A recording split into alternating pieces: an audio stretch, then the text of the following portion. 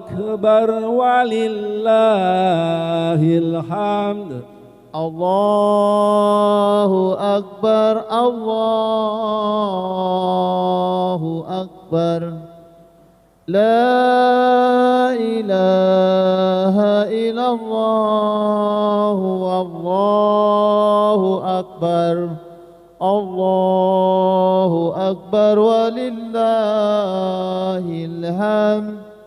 الله أكبر الله أكبر لا إله إلا الله الله أكبر الله أكبر ولله الحمد. الله أكبر الله أكبر لا إله إلا الله والله أكبر الله أكبر ولله الحمد.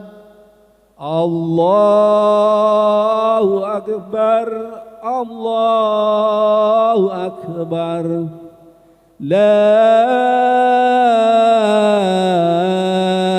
إله إلا الله الله أكبر الله أكبر ولله الحمد. الله أكبر الله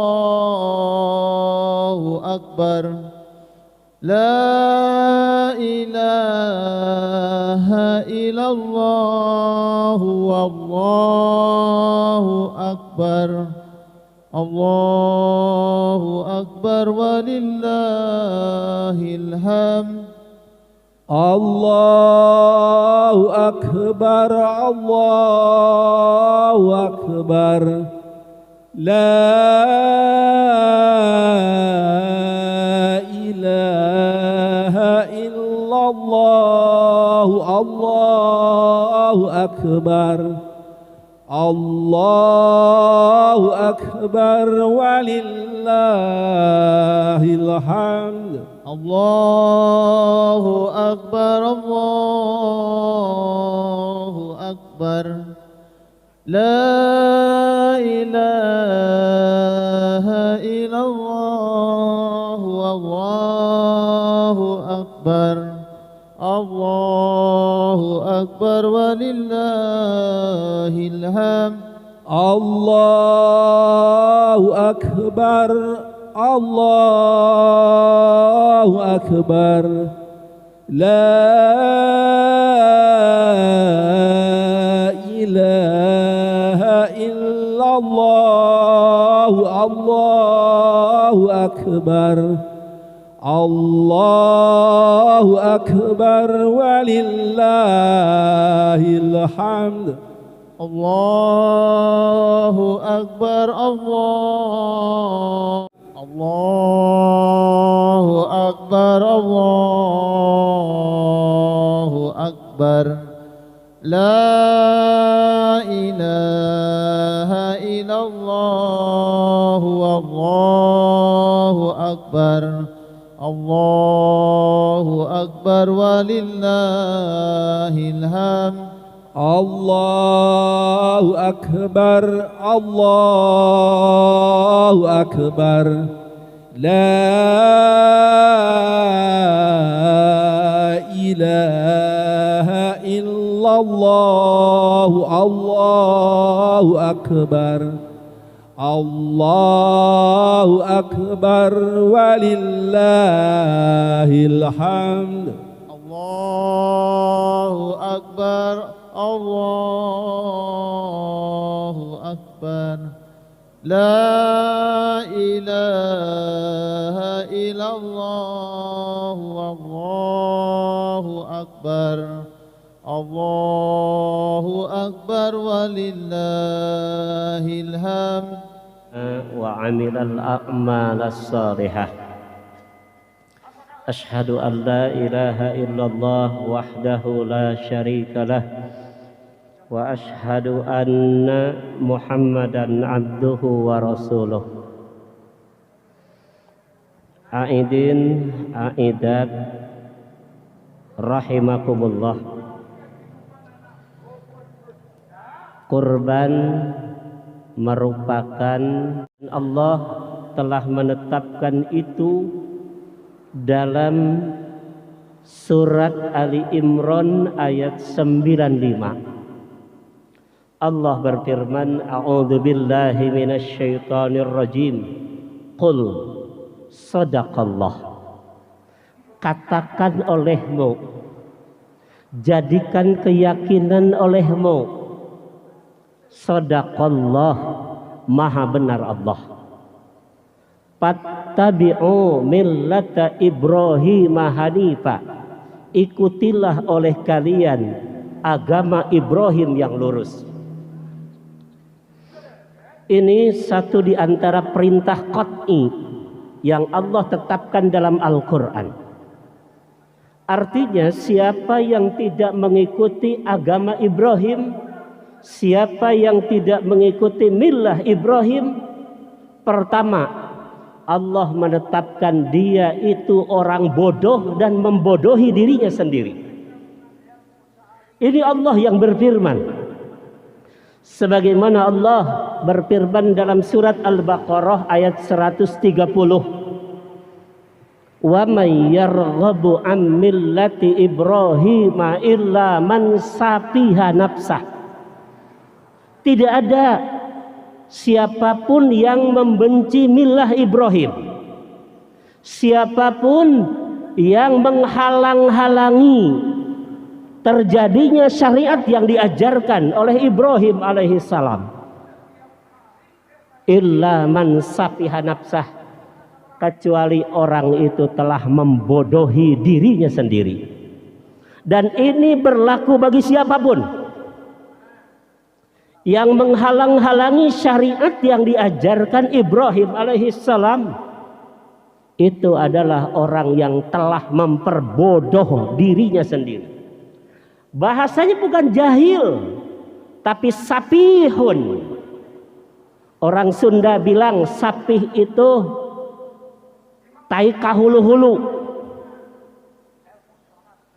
Itu sapihun. Atau orang Sunda bilang bodoh katotoloyoh. Bahasanya bukan bodoh, tapi bodoh katotoloyoh. Bahasa Qur'annya sapihun, bukan jahil.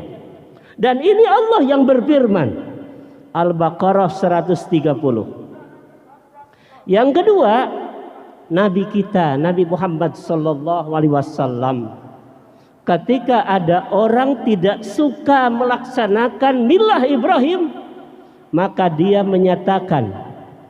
beliau menyatakan jangan mendekati tempat sholatku. Artinya kalau dia sholat berjamaah di belakang, jangan dekat dengan saf depan. Kenapa? Orang yang tidak suka dengan millah Ibrahim tidak pantas sholat di saf depan, kata Nabi. Ini satu bukti bahwa Nabi sangat tidak menyukai orang yang tidak suka mengikuti millah Ibrahim. Hadirin aidin aidat rahimakumullah. Kenapa Allah menyebutkan safih terhadap orang yang tidak suka mengikuti millah Ibrahim? Pertama, Allah sudah menjelaskan melalui Rasulnya ada 3 manfaat ketika orang melaksanakan millah Ibrahim, termasuk kurban. Dan ini akan bermanfaat bagi manusia manapun, dunia sampai akhirat. Barangkali kalau orang mengerti dan paham, apalagi seorang ulama, tidak mungkin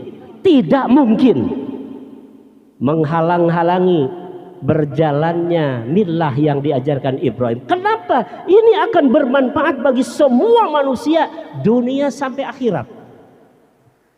Pertama, Rasulullah Shallallahu Alaihi Wasallam menyatakan, siapa yang melaksanakan ibadah kurban, maka ibadah kurban yang ia lakukan akan menjadi sumber cinta dan kasih sayang Allah. Camkan ini, Nabi yang menyebutkan cinta kasih sayang Allah akan turun kepada makhluk yang melaksanakan ibadah kurban pada hari nahar. Dan ini manfaat bagi semua umat. Imam Ibnu Katsir di dalam kitabnya di juz kelima di halaman 426 beliau memuat satu hadis riwayat At-Tirmizi dan Ibnu Majah dari Ibu Aisyah. Ma amila ibnu Adam, tidak ada satu amal yang dilakukan oleh anak Adam yauman nahri, pada hari penyembelihan seperti hari ini, tanggal 10, 11, 12 dan 13. Amalan, satu amal ahabbu ilallah, yang paling dicintai Allah. Bahasanya ahabbu mubalaghah, yang paling dicintai Allah, min khiraqid dam, daripada orang menyembelih hewan kurban. Ini satu di antara bukti siapapun yang menyembelih hewan kurban di hari nahar, dia akan mendapatkan cinta dan kasih sayang Allah. Barangkali kita sepakat, siapa yang mendapat cinta dan kasih sayang Allah, siapa yang akan bisa mencelakakan dan membinasakan dia? Barangkali kalau kita dicintai majikan, backing kita satpam, sudah merasa tenang.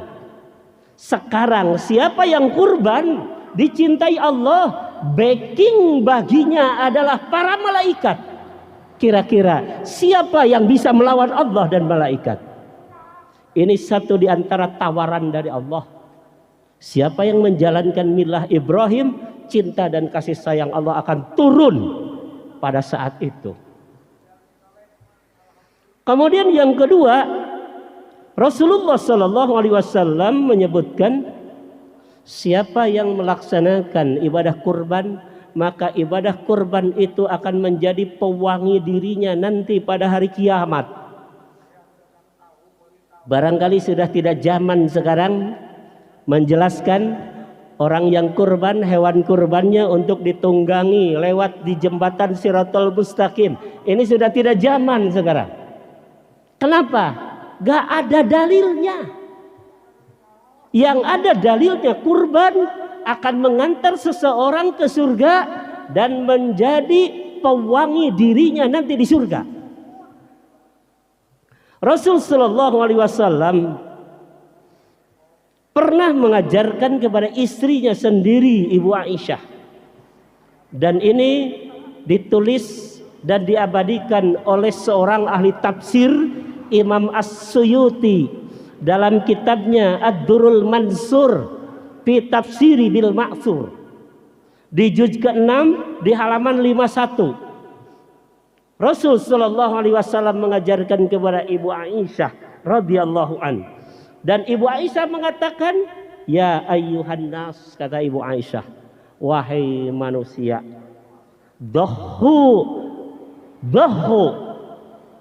sembelih hewan kurban, watibu biha nafsan, dan wangikan diri kamu nanti di akhirat dengan hewan kurban itu.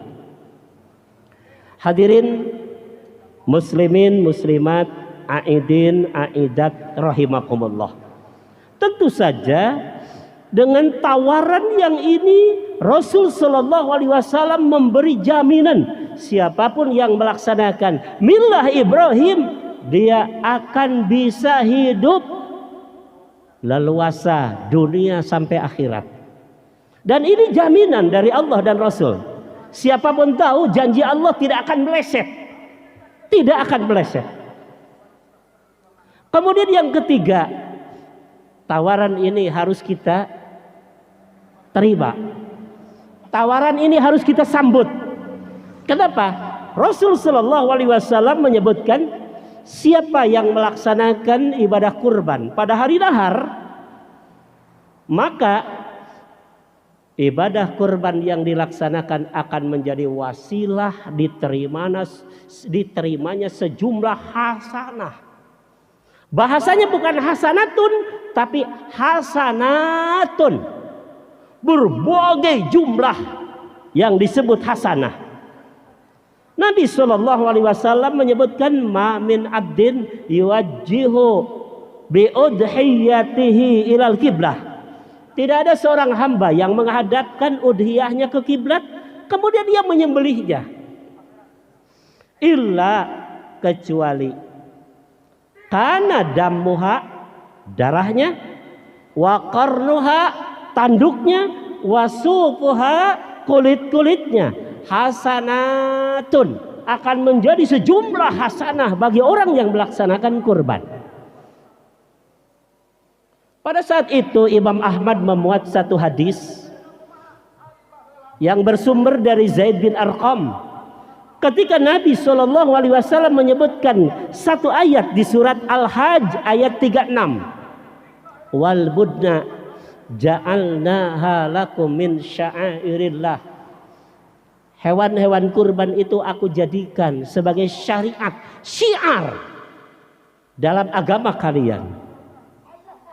Lakum fiha khair.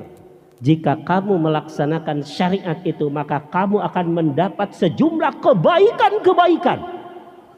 Lalu Zaid bin Arqam datang menghadap Nabi, ya Rasulullah, wahai Rasul, pamalana fiha, kebaikan sebanyak apa yang akan aku terima dari hewan kurban yang aku sembelih?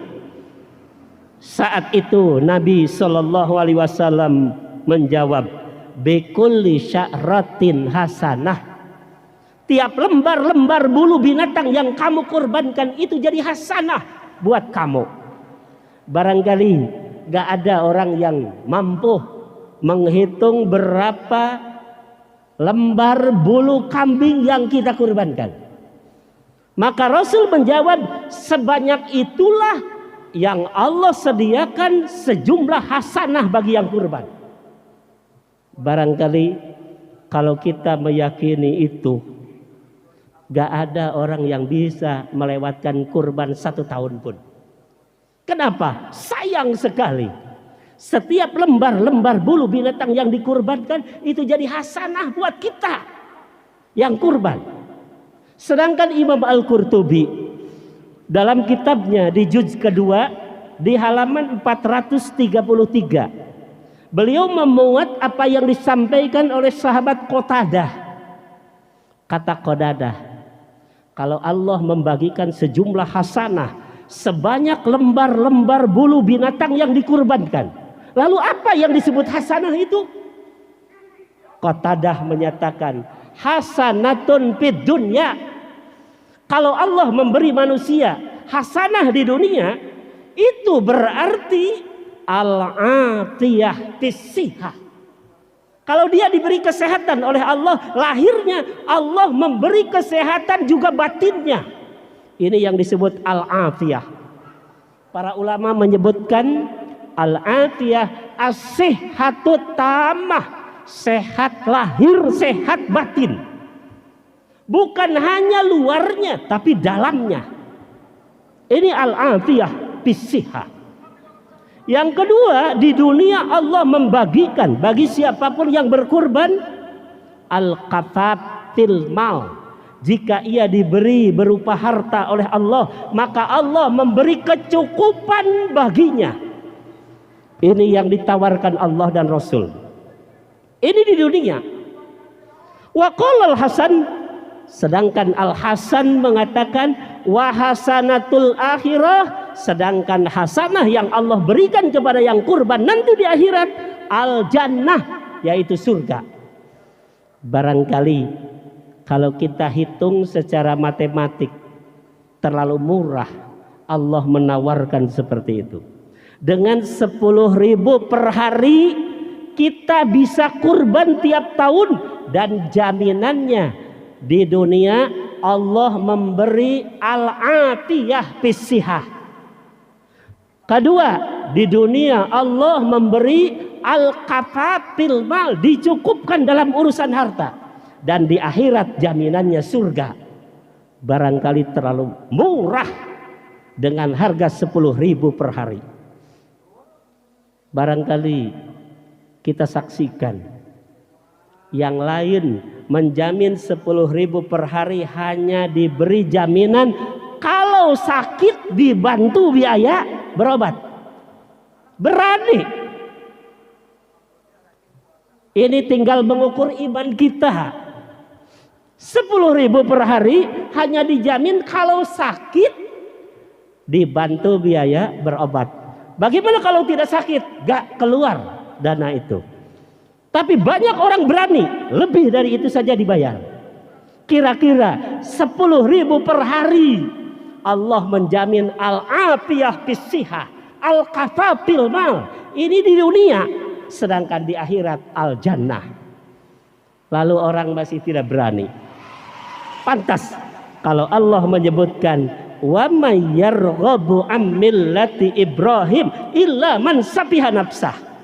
Siapa yang tidak berani dengan tawaran Allah itu, dia telah membodohi dirinya sendiri.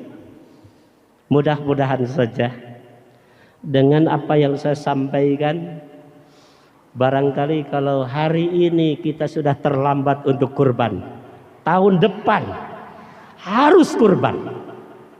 Kenapa? 10.000 per hari dijamin selamat dunia, selamat akhirat. Barangkali harus nangis orang yang tidak bisa kurban hari ini. Jaminan Allah dan Rasul begitu banyak.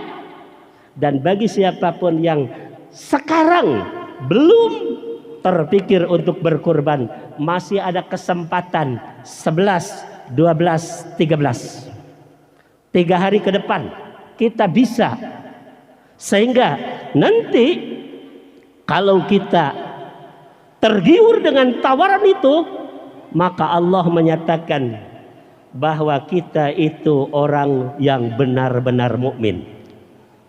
Barangkali Imam As-Suyuti pernah menyebutkan dalam kitabnya, seorang bernama Sofwan bin Salim, dia cuma punya uang 7 dinar, lalu ia membeli hewan kurban, habis semua bekalnya. Ketika ditanya oleh teman-temannya, wahai Sofwan, aku tahu engkau punya uang 7 dinar, lalu dibelikan hewan kurban, lalu hidupmu waktu di Mekah mengandalkan siapa? Bekal kamu sehari-hari di Mekah pakai apa? Pulang kamu dari Mekah pakai apa? Sofwan menjawab dengan iman yang tulus. Dia mengatakan, inni sami'tullah yaqul, aku mendengar Allah berfirman, lakum fiha khair. Ketika aku menyembelih hewan kurban, aku akan diberi sejumlah kebaikan oleh Allah. Dan Rasul juga bersabda, likulli sya'ratin hasanah, tiap lembar-lembar bulu binatang yang dikurbankan jadi kebaikan buatku, kata Sofwan. Barangkali kalau Allah menjamin kebaikan bagiku, Rasul menjamin sejumlah lembar-lembar bulu binatang yang dikurbankan jadi hasanah buatku, siapa yang akan bisa menyengsarakan aku, kata Sofwan. Inilah satu di antara keimanan yang kuat sampai Allah menurunkan satu ayat dalam surat Al-Hujurat ayat 15. Innamal mu'minun, sesungguhnya orang yang benar-benar mukmin itu alladzina amanu billah, orang yang menaruh keimanan kepada Allah wa rasulihi, dan rasulnya, summa lam yartabu, kemudian tidak ada sedikit pun keraguan dalam hatinya. Kalau Allah menjamin kurban, dijamin afiat dalam kesehatan, dijamin dicukupkan harta, dijamin surga yang telah menanti kita. Barangkali hari ini semua orang berpikir tidak akan melewatkan kurban, karena ini adalah tawaran yang jelas-jelas oleh Rasul digembar-gemborkan secara dunia, bukan secara masyarakat saja. Mudah-mudahan saja dengan apa yang saya sampaikan pada saat ini, kalau Allah dalam surat At-Taubah ayat 111 menyebutkan innallaha ashtara minal mu'minin, Allah telah membeli dari orang-orang mukmin itu anfusahum, dirinya, wa amwalahum, dan harta-harta mereka, bi anna lahumul jannah, dan aku akan menggantinya dengan surga. Barangkali kita sempat berpikir, apa yang telah kita jual untuk Allah hari ini sampai kita tidak malu memohon dan meminta kenikmatan surga yang Allah miliki. Mudah-mudahan kita menjadi manusia benar-benar mukmin sebagaimana berimannya Sofwan bin Salim, berani mengorbankan semua miliknya untuk meraih jaminan Allah di dunia, al-qafaf fil maut, di dunia al-afiyah fisihah, di akhirat Allah menjamin surga. Itu saja barangkali yang dapat saya sampaikan. Mudah-mudahan Allah memberkati kita semua dengan bisa menjalankan semua milah Ibrahim. Barakallahu li wa lakum. Rabbana hablana min azwajina wa zurriyyatina qurrata a'yun waj'alna lil muttaqina imama. Rabbana atina fid dunya hasanah wa fil akhirati hasanah wa qina adzabannar. Wassalamualaikum warahmatullahi wabarakatuh.